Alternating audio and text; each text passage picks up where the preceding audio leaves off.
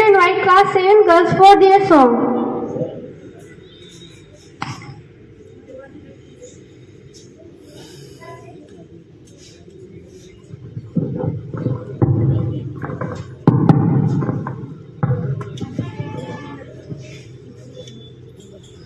Good morning everyone. We are students of class 7. Today we will sing a bhajan on the occasion of Ganesh Chaturthi. लाखों में एक है तू सबसे निराला, face तेरा क्यूट सा है लुक भोला भाला, बप्पा ऐसे आना कभी वापस ना जाना, आओ सारे मिलके गाएं पप्पा वाला गाना। पकड़ लो हाथ बनवारी, नहीं तो डूब जाएंगे, हमारा कुछ ना बिगड़ेगा, तुम्हारी लाज जाएगी। पकड़ लो हाथ बनवारी, नहीं तो डूब जाएंगे। प्रभु जी मुझको भूल गए क्या, प्रभु जी मुझको भूल गए, लो दास की खबरिया, रामा रामा रटते रटते बीती रे उमरिया, रामा रामा रटते रटते बीती रे उमरिया। प्रभु जी मुझको भूल गए क्या, प्रभु जी मुझको भूल गए, लो दास की खबरिया, रामा रामा रटते रटते बीती रे उमरिया, रामा रामा रटते रटते बीती रे उमरिया। Thank you.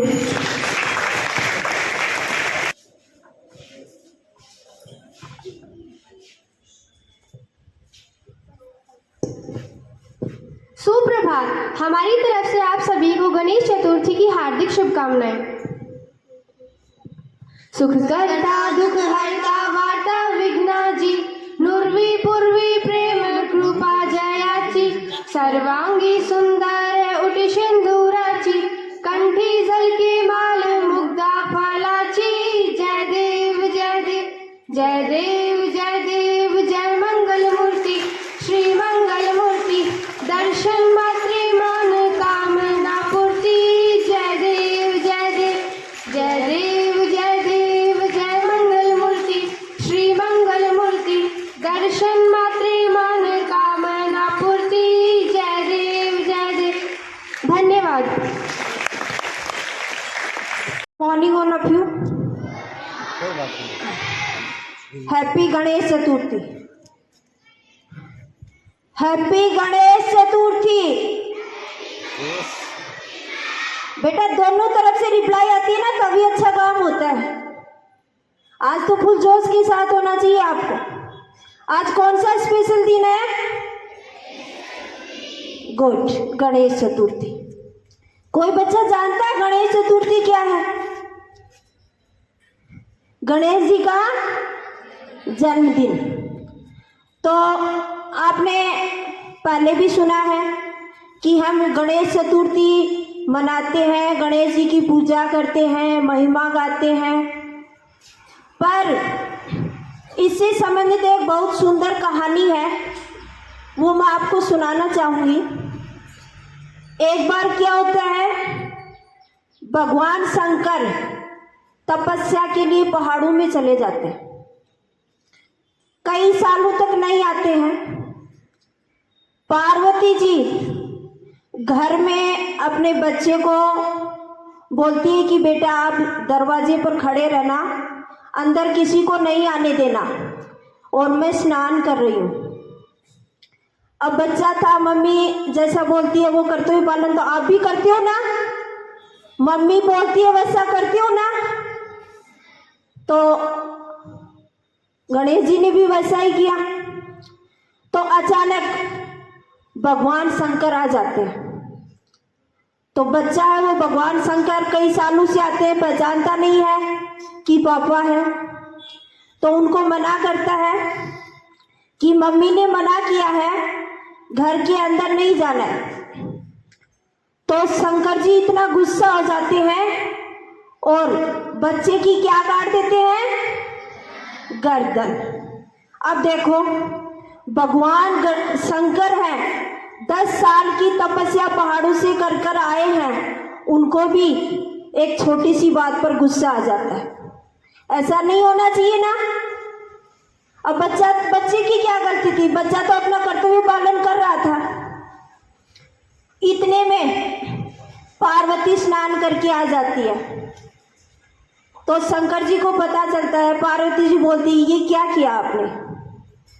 तो शंकर जी बोलते हैं कि अब इधर से जो भी जाएगा उसका सर मैं इस बच्चे की लगा दूंगा।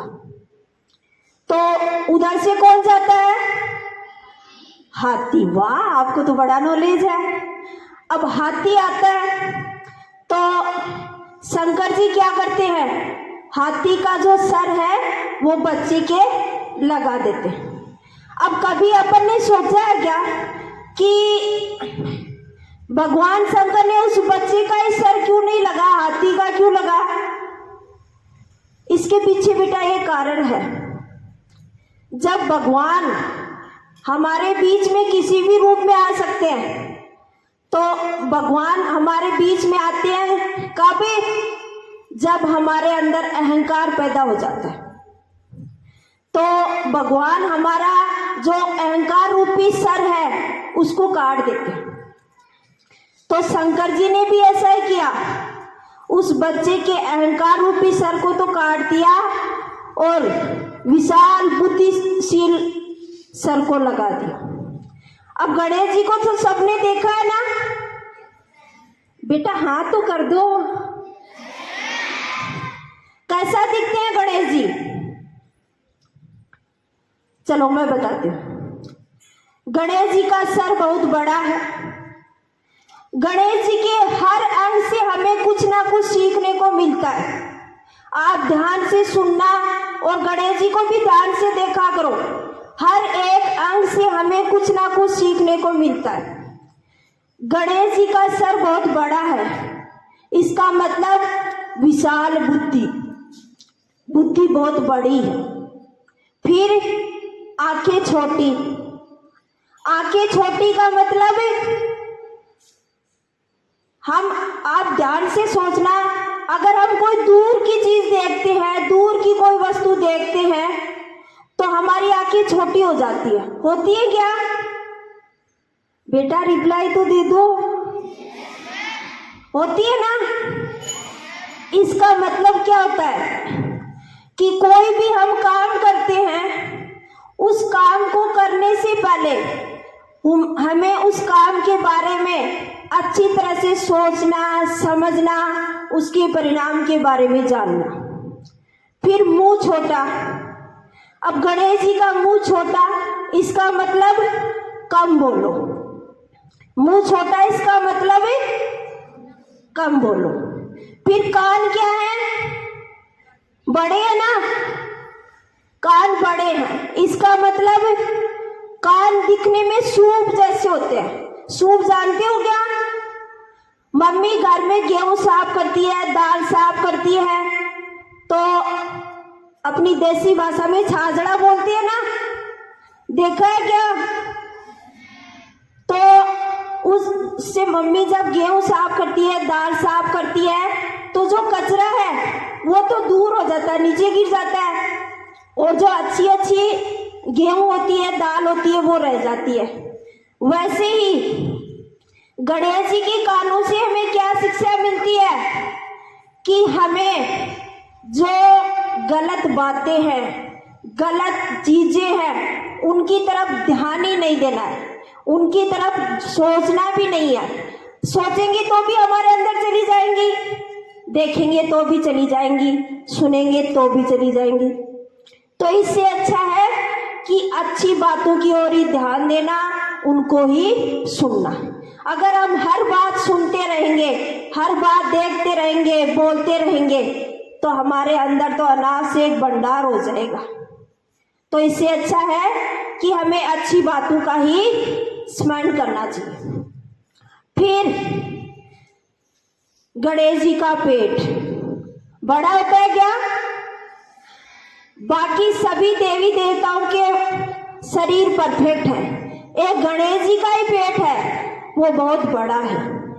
तो अगर किसी बच्चे का पेट बड़ा है तो बेटा दुखी मत होना। बड़ा पेट किसका होता है? जिसमें सहन करने की शक्ति होती है, जिसको हर बात अंदर रखने की शक्ति होती है। वरना क्या करते हैं हम देसी भाषा में सुनते हैं ना कि इसके पेट के अंदर तो कुछ पचता ही नहीं है, कुछ भी बोल दो दूसरे को जाकर बता देता है। तो ऐसा नहीं होना चाहिए।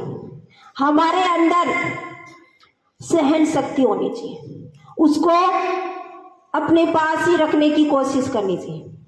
फिर गणेश जी के हाथ कितने होते हैं? गणेश जी के हाथ कितने होते हैं? 4 भुजाधारी। सुना नहीं आपने? कितने होते हैं? 4। तो एक हाथ में क्या होती है? कुल्हाड़ी। क्या होती है? कुल्हाड़ी। अब उस कुल्हाड़ी से हमें क्या सीखने को मिलता है कि जो भी पीछे हमारे साथ गलत हुआ है, जो वर्तमान में हो रहा है, उन सबको काट दो, उनको याद नहीं रखना है। उनको याद रखेंगे तो हमारा लॉस ही होगा। तो हमारे अंदर जो भी विकार हैं, बुराइयां हैं, जो भी हमने गलती से कुछ गलत कर दिया है, तो उन सबको भूल जाना है, काट देना है। फिर दूसरे हाथ में क्या है? रस्सी। अब रस्सी से हमें क्या सीखने को मिलता है? देखिए ना आपने रस्सी से हमें सीखने को मिलता है डिसिप्लिन। मतलब हमें कभी भी ये नहीं है मन में आए तब सो गए, मन में आया तब खा लिया, मन में आया तब मोबाइल उठा लिया, मन में आया तब उठ के चल दिया। नो, हर चीज का टाइम होना चाहिए, डिसिप्लिन होना चाहिए। फिर तीसरे हाथ को आपने देखा है ऐसे दिखता है ना, मतलब वो हमें आशीर्वाद दे रहे हैं, दुआ दे रहे हैं। कभी भी ऐसे नहीं रखना चाहिए, कभी भी किसी से कुछ मांगने की इच्छा नहीं रखनी चाहिए। हमारे पास सब कुछ है, हमें कोशिश करनी चाहिए किसी को कुछ देने की। अब जरूरी नहीं है कि किसी को धन ही दिया जाए, हम प्रेम भी दे सकते हैं, खुशी भी दे सकते हैं, दुआ भी दे सकते हैं, आशीर्वाद भी दे सकते हैं ना। तो हमें हमेशा सबको कुछ देने की इच्छा रखनी चाहिए। फिर चौथे हाथ में क्या है? मोदक। खाया है? इसमें भी रिप्लाई नहीं है, इसका मतलब आपको इंटरेस्ट नहीं आ रहा, बंद कर दो। चौथे हाथ में है मोदक। मोदक का मतलब क्या होता है? लड्डू। अब गणेश जी के चौथे हाथ में क्या है? लड्डू। अब लड्डू का मतलब क्या है? आपने कभी देखा है गणेश जी को लड्डू खाते हुए? नहीं, गणेश जी को हमेशा हाथ में ही लड्डू देखा है। क्यों? क्योंकि हमें हमारे जीवन में जो सफलता मिलती है, उस सफलता से हमारे अंदर अहम नहीं आना चाहिए, उसको हमारे हाथ में ही रखना चाहिए। क्यों? अगर हमें सफलता मिल गई और अहम आ गया तो वो हमारी सफलता सक्सेस नहीं मानी जाती। फिर आपने देखा होगा कि गणेश जी सवारी किस चीज की है? मूषक, चूहा। अब चूहा है वो पूरे टाइम कुतरता रहता है हर चीज को, चाहे खाने की हो चाहे नहीं हो, वायर हो, कपड़े हो, जूते हो, हर चीज को कुतरता रहता है। इसका मतलब हमें हमारे अंदर कभी भी कोई स्वार्थ आता है, कोई लालच आता है, तो उनसे दूर रहना चाहिए। क्यों? क्योंकि जब वो आते हैं तो हमारे अंदर अच्छे लगते हैं, लेकिन वो हमारे लिए हानिकारक होते हैं। तो हमें कभी भी चूहे रूपी जो विशेषता है कुतरने की, वो नहीं होनी चाहिए। फिर आपने देखा होगा गणेश जी की 2 पत्नियां हैं, रिद्धि और सिद्धि। दोनों का मतलब क्या है कि हमारी जो गणेश जी के अंग हैं, इन सभी के जो विशेषताएं हैं उनका हम अनुसरण करेंगे तो हमारी सफलता निश्चित है। इससे संबंधित एक छोटी सी कहानी है कि गणेश जी और उसके भाई को कहा गया था कि आप पूरी सृष्टि का चक्कर लगा कर आओ। तो गणेश जी का भाई था कार्तिकेय, उसने तो सृष्टि का चक्कर लगाना शुरू कर दिया और गणेश जी ने क्या किया, अपने मम्मी पापा का ही चक्कर लगा लिया। कहने का मतलब कि मम्मी पापा ही हमारे सबसे बड़े भगवान हैं, उनका ही हमें पूजा करना चाहिए। Thank you. जय हिंद, जय Bharat, happy Ganesh Chaturthi. Good morning all of you. Thank you Suman ma'am, आपने इतनी अच्छी तरह से एक एक चीज को एक्सप्लेन किया है। एक बार जोरदार क्लैपिंग सुमन मैम के लिए। हमारे पास टाइम कम था, बहुत कम टाइम, इनको रोकना पड़ा बीच में। शायद ये और भी एक्सप्लेन कर सकती थी क्योंकि आपके फर्स्ट पीरियड का लॉस हो जाता। सबसे पहले हैप्पी गणेश चतुर्थी आप सबको बहुत बहुत मुबारक हो और मेरी तरफ से सबको happy teachers day, belated happy teachers day. क्योंकि उस दिन मेरी तबीयत ठीक नहीं थी, इसलिए मैं आप लोगों के बीच में नहीं थी, लेकिन आप लोगों के बीच में नहीं थी फिर भी ये मोबाइल के थ्रू आप लोगों के साथ ही जुड़े रहें। Thank you. आप लोगों ने बहुत अच्छी तरह से, बहुत डिसिप्लिन वे में उस चीज़ को सेलिब्रेट किया। इसके लिए आप लोग बहुत बहुत आशीर्वाद और बधाई के पात्र हो। एक बार अपने लिए भी जोरदार क्लैपिंग।